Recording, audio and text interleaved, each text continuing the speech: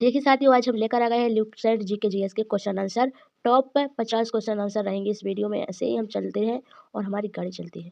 तो देखिए, आज की मेधावी परीक्षा टेस्ट में आप लोग भाग लीजिए और सभी बच्चों को शेयर कीजिए। तो जीके जीएस के आज हम टॉप 50 क्वेश्चन देखिए। अगर आप लोगों को इसी तरह के सॉल्यूशन के सारे टॉपिक चाहिए, हिस्ट्री, पॉलिटिकल, ज्योग्राफी, तो आप लोग कमेंट बॉक्स में ज़रूर बताइएगा। तो हम हिस्ट्री, पॉलिटिकल, ज्योग्राफी और इकोनॉमिक के स्ट्रेटेजी के हर टॉपिक के अलग अलग, हिस्ट्री के अलग, पॉलिटिकल के अलग, set by set question answer देंगे। तो आज की हमारी ये सॉल्यूशन जीके जीएस की क्लास दूसरी है। देखो, क्वेश्चन आंसर में यहाँ पर फर्स्ट डला है, लेकिन दूसरी सेकंड क्लास है। तो देखिए, अगर आप लोग सच में जीके पढ़ते हो तो 50 में से 25 का तो जवाब बताओ। देखते हैं कौन कितना पढ़ता है। चलिए, सभी प्रतियोगी परीक्षाओं के लिए मेधावी सीरीज है, तो इसके साथ जुड़ जाइए और मेधावी परीक्षा टेस्ट में अब भाग लीजिए। तो चल जाएगा आपका इस टेस्ट का भाग देकर पता चल कि आप कितने मेधावी हो। इसलिए हमने इसका नाम रखा है मेधावी परीक्षा टेस्ट। तो चलिए, आज की इस वीडियो को शुरू करते हैं और चलिए आज की जान लेते हैं क्वेश्चन आंसर। कितने क्वेश्चन रहेंगे, क्या क्वेश्चन रहेंगे। तो चलिए, आज का सबसे पहला क्वेश्चन है कि कुछ क्वेश्चन रहेंगे आज वंश के बारे में और कुछ रहेंगे भूगोल के, इतिहास के, राजनीति के। सभी के क्वेश्चन है, इसमें मिक्स क्वेश्चन है और आप लोग बने रहिएगा। लेकिन वीडियो पूरा लास्ट देखना है, तो आपको सारी जानकारी के बारे में अच्छे से पता लग जाएगा। तो देखिए, हमारा सबसे पहला क्वेश्चन है कि सातवाहन वंश का संस्थापक कौन था। तो देखिए दोस्तों, सातवाहन वंश का संस्थापक कौन था, तो इसका सही जवाब क्या हो जाएगा, चलिए जान लेते हैं। इसका सही जवाब हो जाएगा ऑप्शन सी, सिमुक। सातवाहन वंश का संस्थापक कौन था, तो सिमुक। तो सात वंश के पहले कौन सा वंश था, तो इसके पहले था कर्णवंश। कर्णवंश, इसके संस्थापक थे वासुदेव कर्णवंश के, और इसके अंतिम शासक थे सुशर्मा। तो सुशर्मा की हत्या करके सिमुक ने सातवाहन वंश की स्थापना की थी। तो चलिए अगले क्वेश्चन की ओर बढ़ते हैं। आपका अगला क्वेश्चन है, वाकाटक वंश का प्रमुख संस्थापक कौन था। वाकाटक वंश का प्रमुख संस्थापक कौन था, तो इसका सही जवाब क्या हो जाएगा, चलिए जान लेते हैं। इसका सही जवाब हो जाएगा आपका ऑप्शन ए, बिंदुशक्ति। वाकाटक वंश का संस्थापक कौन था, तो इसका सही जवाब हो जाएगा बिंदुशक्ति है, जो वाकाटक वंश का संस्थापक माना जाता है। तो चलिए, आपका अगला क्वेश्चन है, इन सारे वंशों के संस्थापक और वंशों की राजधानियों तो याद रखना ही रखना है। तो चलिए अगले क्वेश्चन की ओर देख लेते हैं। इक्ष्वाकु वंश का संस्थापक किसे कहा जाता है, तो इस इक्ष्वाकु वंश का संस्थापक किसे कहा जाता है, तो इसका सही जवाब क्या हो जाएगा, इक्ष्वाकु वंश का संस्थापक। तो देखिए, इसका सही जवाब हो जाएगा आपका कोई नहीं, इसमें से कोई नहीं है। इक्ष्वाकु वंश का संस्थापक कौन है, तो चलिए कमेंट करके जरूर बताना कि इक्ष्वाकु वंश का संस्थापक किसे कहा जाता है। चलिए, आपका अगला क्वेश्चन है कि कर्ण वंश का संस्थापक किसे कहा जाता है, तो इसका सही जवाब हो जाएगा आपका ऑप्शन सी, यानी वासुदेव को कर्ण वंश का संस्थापक कहा जाता है। किसको, वासुदेव को। और कर्ण वंश का अंतिम शासक कौन था, तो कर्ण वंश का अंतिम शासक था सुशर्मा। सुशर्मा की हत्या कर दी थी सिमुक ने, फिर सिमुक ने सातवाहन वंश की स्थापना की थी। तो चलिए अगले क्वेश्चन की ओर बढ़ते हैं। इन क्वेश्चनों को रट लीजिएगा, पेपर में सच में आना है इन क्वेश्चनों को, क्योंकि संस्थापक से ये क्वेश्चन तो पक्का ही पक्का था। तो आपके इस वीडियो में संस्थापक से आने आपको 1 नंबर पक्का हो जाएगा। तो वीडियो में लास्ट तक बने रहिएगा और वीडियो को पूरा देखिएगा और सारे क्वेश्चनों को लगाइएगा। तो इन सारे क्वेश्चनों, चलिए, वर्धन वंश का संस्थापक कौन था, तो वर्धन वंश का संस्थापक कौन था, आंसर कमेंट करके जल्दी बताइएगा। तो वर्धन वंश का संस्थापक था, इसका सही जवाब हो जाएगा ऑप्शन ए, पुष्यभूति। पुष्यभूति वर्धन वंश का संस्थापक था, यानी आपका ऑप्शन ए बिल्कुल सही जवाब हो जाएगा। चलिए, आपका अगला क्वेश्चन है कि शुंग वंश का संस्थापक कौन था। शुंग वंश का संस्थापक, तो आपका इसका सही जवाब क्या हो जाएगा, कमेंट करके जरूर बताइए। अगर पढ़ाई में है दम तो जल्दी से कमेंट करें, कमेंट ठोको। और फ्री में तैयारी करनी है तो हमारे साथ जुड़ जाइए किसी भी परीक्षा के लिए। तो बहुत सारे पीवीक्यू, डेली करंट अफेयर्स से संबंधित सारे नोट, कॉपी सारे पेस्ट करवाए जाते हैं आप लोगों को, तो जल्दी से जुड़ जाइए। तो शुंग वंश का संस्थापक हो जाएगा, इसका सही जवाब हो जाएगा ऑप्शन बी, पुष्यमित्र शुंग, यानी आपका ऑप्शन बी बिल्कुल सही जवाब हो जाएगा। शुंग वंश का संस्थापक था पुष्यमित्र शुंग। पुष्यमित्र शुंग, देखिए, पुष्यमित्र शुंग ने 2 अश्वमेध यज्ञ करवाए थे, और पुष्यमित्र शुंग के बाद आया था कौन सा राजा, तो देवभूति था। देवभूति की हत्या करी थी वासुदेव ने, तो फिर उन्होंने कर दी थी कर्ण वंश की स्थापना। इससे पहले शुंग वंश से पहले था किसका शासन, तो पहले था मौर्य वंश का शासन। ऐसे ही फिर लाइन से याद रखने हैं। जब तो आप लोगों को वंशों के संबंधित सारी फैक्ट याद होंगे। पांड्य वंश का संस्थापक कौन था, तो इसका सही जवाब क्या होगा, कमेंट करके जल्दी से बताइए। तो पांड्य वंश का संस्थापक कौन था, तो इसका सही जवाब हो जाएगा ऑप्शन सी, नेडियोन। चलिए अगले क्वेश्चन की ओर बढ़ते हैं, जल्दी जल्दी चलते हैं। हर्यक वंश का संस्थापक किसे कहा जाता है, तो इसका सही जवाब हो जाएगा आपका बिंबिसार। बिंबिसार यानी आपका ऑप्शन सी बिल्कुल सही जवाब हो जाएगा। और अटक वंश का अंतिम शासक कौन था, सबसे अंतिम शासक, तो बृहदत्त था। ओ सॉरी, बृहदत्त नहीं था हर्यक वंश का अंतिम शासक, वो तो बृहदत्त मौर्य वंश का अंतिम शासक। तो हर्यक वंश का अंतिम शासक कौन था, जल्दी से कमेंट करके बताइएगा, ये सवाल आपके लिए है। चोल वंश का संस्थापक कौन था, तो इसका सही जवाब क्या हो जाएगा, आपका सही जवाब क्या हो जाएगा, कमेंट करके जरूर बताइए। चोल वंश का संस्थापक कौन था, तो चलिए जान लेते हैं, इसका सही जवाब हो जाएगा ऑप्शन है विजयायल। तो हर्यक व चोल वंश का संस्थापक कौन था, तो विजयायल। देखिए अगला क्वेश्चन है कि पल्लव वंश का संस्थापक कौन था, तो पल्लव वंश का संस्थापक है जो, वो था सिंहवर्मन, यानी सिंहवर्मन प्रथम। ऑप्शन सी बिल्कुल सही जवाब हो जाएगा, पल्लव वंश का संस्थापक कौन था, सिंहवर्मन।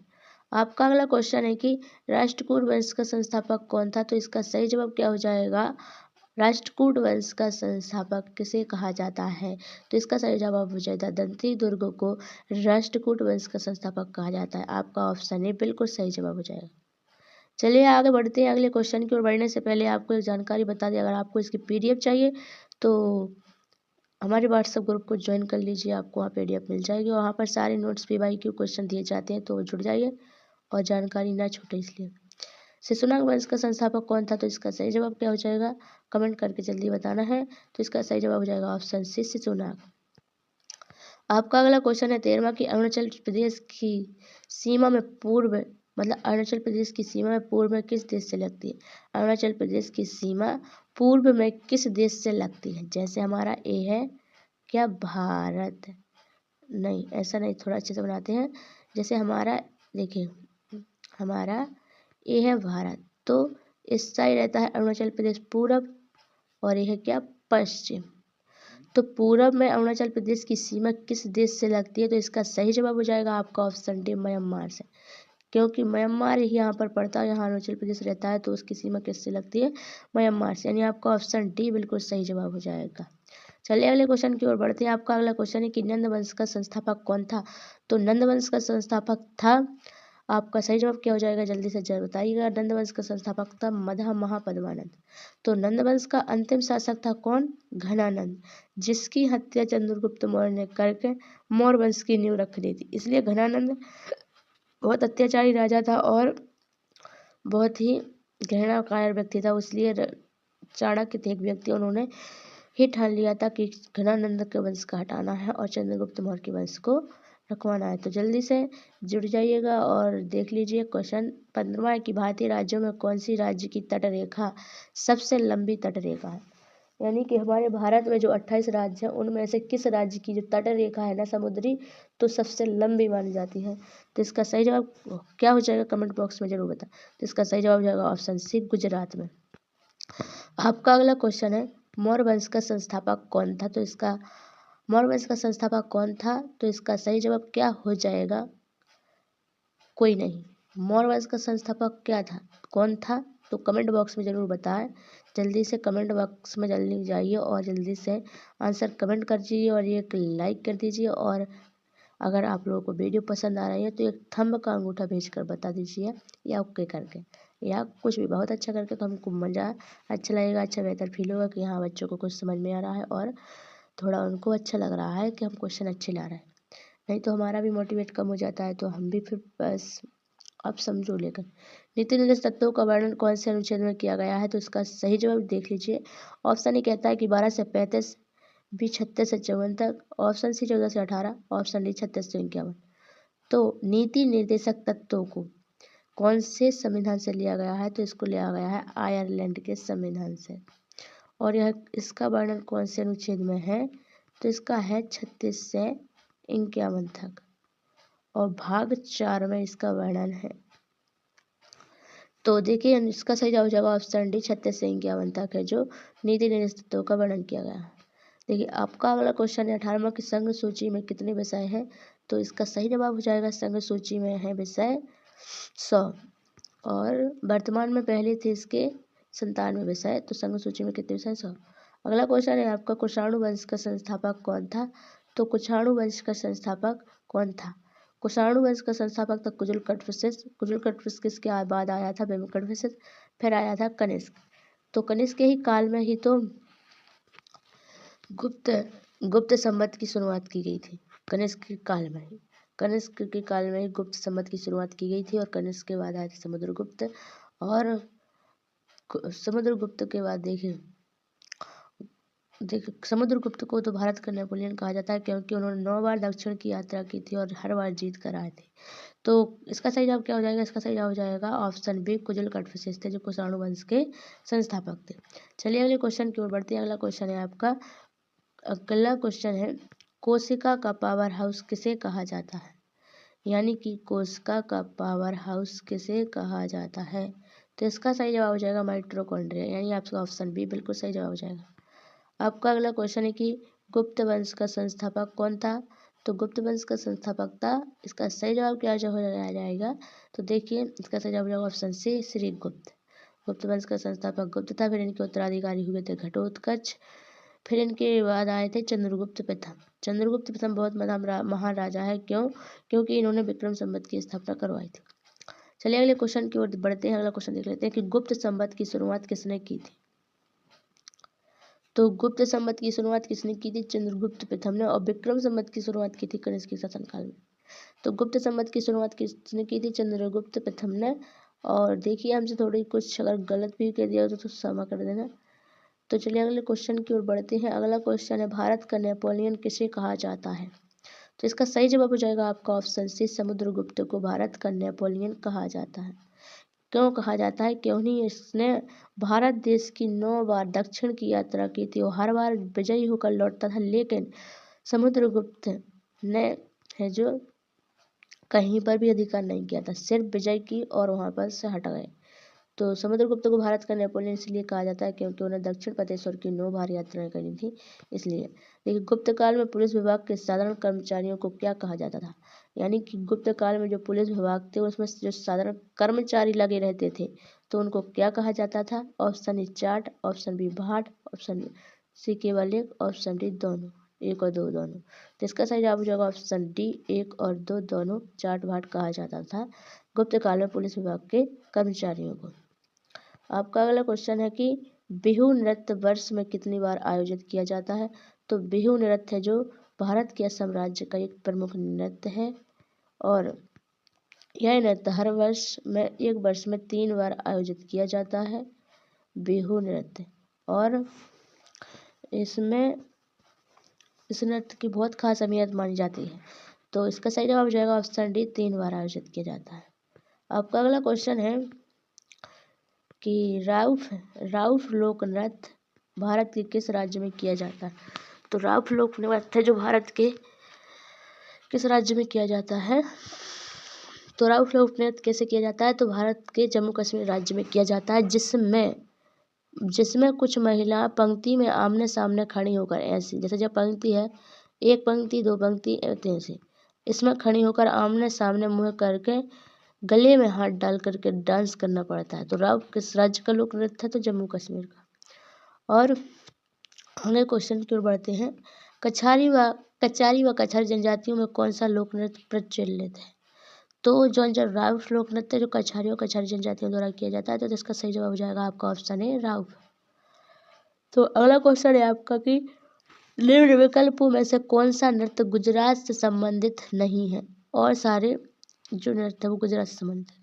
तो देखिए ऑप्शन ए रासलीला, बी घुंघरू, डी सी पनिहारी, डी धमाल। तो इसका सही जवाब होगा ऑप्शन डी, जो गुजरात का लोक नृत्य नहीं है। तो एक कमेंट करके जरूर बताओ कि कौन से राज्य का लोक नृत्य है। रासलीला, घुंघरू और पनिहारी ये सारे गुजरात राज्य के लोक नृत्य हैं। आपका अगला क्वेश्चन है कि भारतीय कृषि अनुसंधान केंद्र कब अवस्थित है? कहाँ अवस्थित है? तो इसका सही जवाब क्या हो जाएगा? कमेंट बॉक्स में जल्दी से बताइए। चलिए इसका सही जवाब हो जाएगा ऑप्शन बी, नई दिल्ली। भारतीय कृषि अनुसंधान केंद्र कहाँ पर अवस्थित है? तो नई दिल्ली में। आपका अगला क्वेश्चन है कि यंग इंडिया पत्रिका के संस्थापक किसे कहा जाता है, या लीग ऑफ नेशंस के संस्थापक किसे कहा जाता है। तो इसका सही जवाब क्या हो जाएगा, चलिए जान लेते हैं। इसका सही जवाब हो जाएगा, देखिए लीग ऑफ नेशंस के संस्थापक, इसका सही जवाब कोई नहीं होगा। इसमें नहीं का ऑप्शन आ जाएगा कि इसमें से कोई नहीं है जो है लीग ऑफ नेशंस के संस्थापक माने जाते हो। तो आप लोग कमेंट करके बताइएगा कि लीग ऑफ नेशन के संस्थापक किसे कहा जाता है। आपका अगला क्वेश्चन है कि इनमें से कौन सी पुस्तक रविन्द्रनाथ टैगोर द्वारा लिखी गई थी। Option A Chitrangada, option B Gitanjali, option C Bharat Bharati, option D A और बी दोनों। तो इनमें से कौन सी पुस्तक है जो रविन्द्रनाथ टैगोर के द्वारा लिखी गई थी। तो चित्रगदा और गीतांजलि है जो रविन्द्रनाथ टैगोर के द्वारा लिखी, लेकिन ये वाली पुस्तक है जो रविन्द्रनाथ टैगोर के द्वारा नहीं लिखी गई। इसका सही जवाब हो जाएगा ऑप्शन डी, ए और बी दोनों है जो रविन्द्रनाथ टैगोर की पुस्तकों के नाम है। आपका अगला क्वेश्चन है कि मैथिली शरण गुप्त द्वारा लिखी गई पुस्तक का नाम क्या है। तो इसका सही जवाब हो जाएगा ऑप्शन ए भारत भारती। आपका अगला क्वेश्चन है कि कामायनी लहर आंसू नामक पुस्तकों की रचना किसने की थी। तो इसका सही जवाब हो जाएगा ऑप्शन सी जयशंकर प्रसाद ने, यानी आपका ऑप्शन सी बिल्कुल सही जवाब हो जाएगा। कामायनी लहर आंसू की रचना जयशंकर प्रसाद ने की थी। अगला क्वेश्चन है भारत रत्न पुरस्कार की शुरुआत कब हुई थी। तो भारत रत्न पुरस्कार है जो साहित्य के क्षेत्र में दिया जाता है, जल्दी से देख लिए।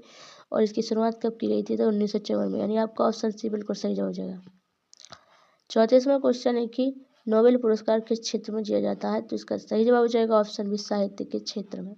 तो नोबेल पुरस्कार किस क्षेत्र में दिया जाता है, तो साहित्य के क्षेत्र में। आपका अगला क्वेश्चन है 35वां कि ग्रैंड ट्रंक रोड का निर्माण किसने करवाया था। तो इसका सही जवाब हो जाएगा ऑप्शन बी शेरशाह सूरी ने। शेरशाह सूरी एक अफगान शासक था जिसका बचपन का नाम था फरीद खान, और इसने ग्रैंड ट्रंक रोड का निर्माण करवाया था। चलिए अगले क्वेश्चन की ओर बढ़ते हैं। आपका अगला क्वेश्चन 1857 के विरोध को भारत का प्रथम स्वतंत्रता संग्राम किसने कहा था।